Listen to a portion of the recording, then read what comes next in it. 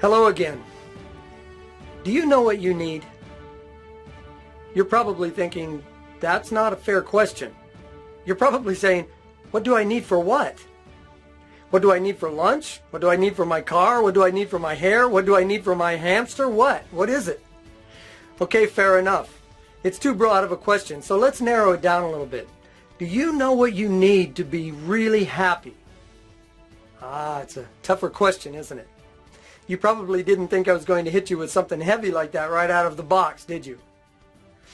But seriously, have you got that all figured out? Have you spent the time it takes to come up with an answer to that important question?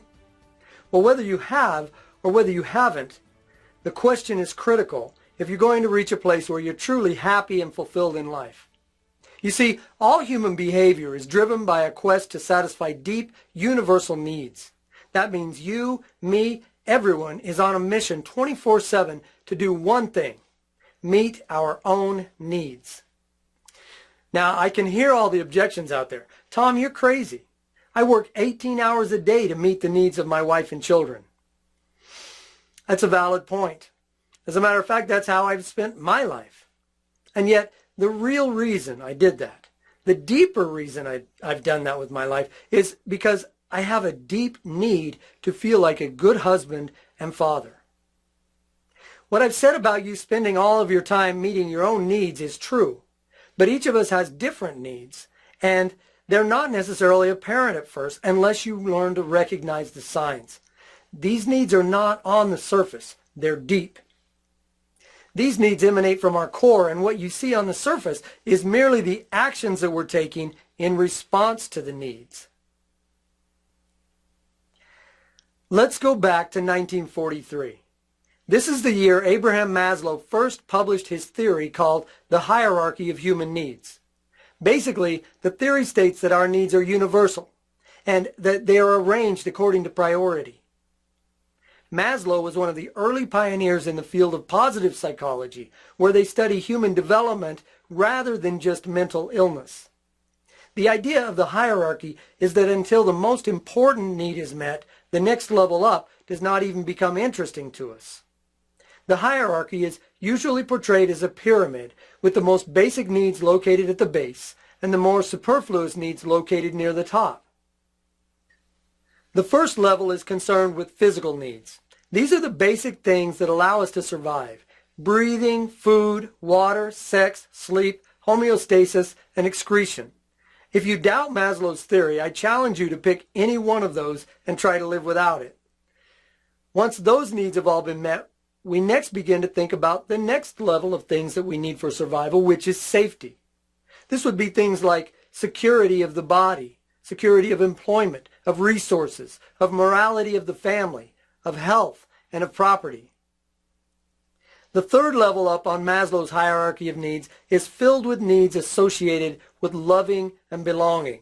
These would be things that connect us to other people, such as friendship, family, and romantic intimacy. If we have all of these needs met, we begin to look to the next level, which is self-esteem.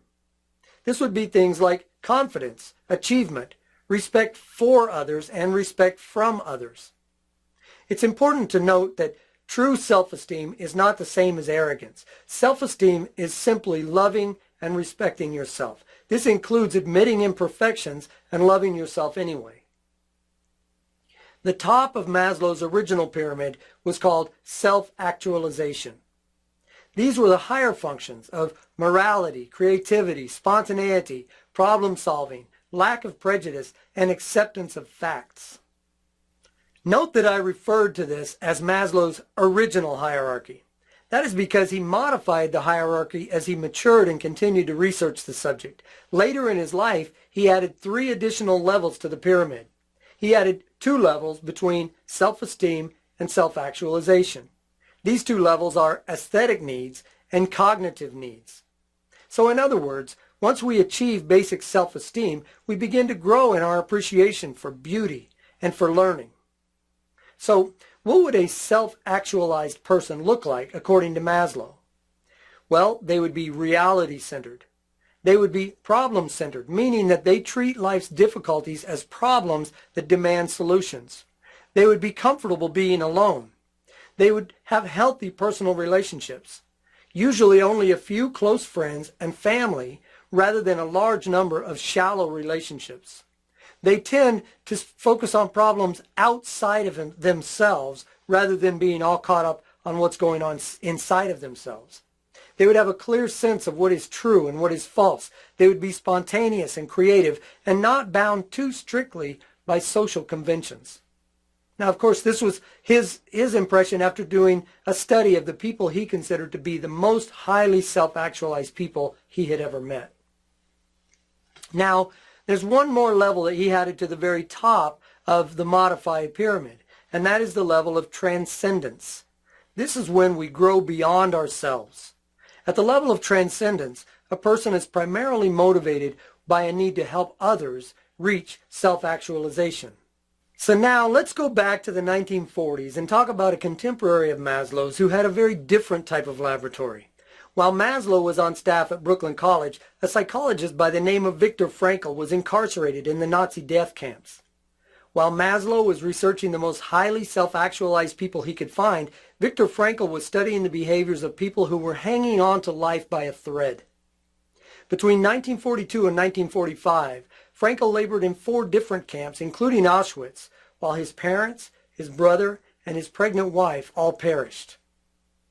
Frankl's resulting work is known as logotherapy, based on the Greek word logos, or meaning. After the horrors he endured and witnessed, Frankl reached the conclusion that man's deepest needs are not pleasure-centered, but rather a search for meaning. Frankl maintained that we cannot avoid suffering, but the way we respond to it is what determines our destiny. If we feel only the pain and fail to associate any meaning to it, then we will perish. On the other hand, if we can associate meaning with the pain, we can not only recover, but we can move forward with a new sense of purpose and passion for life. If you have suffered severe setbacks in your life, this is a critical message for you. Frankl believed that surviving should never be the ultimate goal. Rather, he advised people in desperate conditions to practice patience and wait for the meaning to become apparent. So now, let's fast forward about 40 years to the 1980s. We find there a young 24-year-old named Anthony Robbins.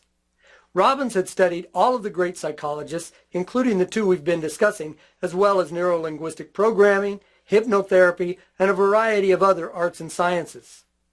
Now, I don't know what you know of the teachings of Tony Robbins, but I happen to think that he took the works of these other giants and raised them up to the next level. I believe I've read everything that Tony Robbins ever published on the topic of human development. I've seen his methods work again and again, and they really do help people. This is why I enrolled in the Robbins Madonna Center to become a certified strategic intervention coach. Tony Robbins blossomed very early in his career. In fact, he's the same age as I am. Of course, he isn't as good looking as I am, but what are you going to do? Just kidding. Just kidding, Tony. Tony Robbins is 6'7", so I don't want to stir up too much trouble with him. In all seriousness, some of the most impressive work Tony Robbins has done is in the area of human needs. He has identified 6 basic human needs that are experienced by all humans everywhere, regardless of cultural, society, or socioeconomic conditions. These 6 needs are actually arranged as 3 paradoxical pairs. Here's how they work. First, you have the need for certainty. We all need some things that we can depend on. The second, which is the opposite, is the need for uncertainty. We need to know that some things will always change and be different. In other words, variety. Depending on the individual, one of these 2 opposites will be more important and one will be less important. But we all need some of each. That is the paradox. We all have need for both of the opposing experiences at the same time. What makes us unique as individuals is the degree to which we need each one of these. The second opposing pair of needs is significance and connection. Why is that a paradox? Well, significance means each of us has a need to be an individual, to be unique, to stand apart from the crowd. At the same time, we each also have a need for connection with other people, especially at the one-to-one personal level. We each need a significant other. Think about that term for a minute, and you might hear it in a different way in light of what we're discussing today. Significant other. I don't want to get sidetracked here, but hidden within that term is the secret to lasting, fulfilling relationships. If we can each be vulnerable enough to allow ourselves to connect at an intimate level with another person, and at the same time make them feel significant, we're well on our way. The third paradoxical pair of needs in Robbins' model is growth and contribution. These are what Tony Robbins refers to as the spiritual needs. Think back to the top levels of Maslow's modified pyramid. These needs are both spiritual in nature, but they are still a paradox because growth requires a person to spend a lot of time working on one's self, while contribution requires us to forget about ourselves and transcend into placing others ahead of us. So the really interesting part of this is when we begin to look at ourselves and start trying to figure out how each of these needs fits into our own personality as well as the personalities of the key people around us. For example, do you have a higher need for certainty or uncertainty? Another way to say this is, which is more important to you, safety or adventure? If we were to fashion a control interface for these needs, it would have to be a series of 3 sliders. Each of these sliders has an infinite number of possible positions. When you take into account that each of the 3 sliders functions independently from the others, you can begin to see how we could have a planet of 7 billion people and possibly never find an exact duplicate. Isn't that an amazing thought? If you can come to understand how these needs function, and how they drive our decision making, you can understand much of the behavior that you observe in yourself as well as the key people in your life. Before we finish, I want to touch for a moment on how these 3 theories can be affected by cultural context. So, for example, if a person lives in America, he or she may not feel that Maslow's most basic needs have been met until they have 3 cars, 3 garage stalls, a pool table, as well as a fat 401k and a healthy college fund for each of the kids. With that set of values, it's going to take a while for a person to move past the second level of Maslow's pyramid. In a different culture, a 10 by 10 structure made of cinder blocks with a single electric bulb and a charcoal cooking stove might fulfill all of the needs of Maslow's first and second level. This set of values will allow that person to move beyond the material needs and to the higher needs of the pyramid more quickly. Isn't that an interesting thought? And if that person in America is stuck at those first 2 levels, where will their slider be positioned between safety and adventure? Is it going to be on the safety side or the adventure side? Probably on the safety side, right? As I said, there's no way to adequately cover this in a short video, but I hope this has given you some food for thought. Okay, so let's get personal for a minute. Are you meeting your significant other's need for safety, for adventure, for individual recognition, for intimate connection, for personal growth, and for contribution? You don't have to place all the same emphasis on each of these needs as your partner does, but if you can figure out what they need and meet those needs at a high level, they will never leave you. So now I ask you again, what do you really need to be truly happy? The question sounds more complex now, doesn't it? Do you need money, fame, fortune, status, toys? If you had all of those things, would you then be truly happy? Would you? Really? It seems like it, doesn't it? And yet, you could have all of that and not have any healthy relationships. You could have all of those things and not have anyone who would speak well of you, at least not with sincerity. You could have all of those things and not have the satisfaction of knowing that you had done something meaningful with your life.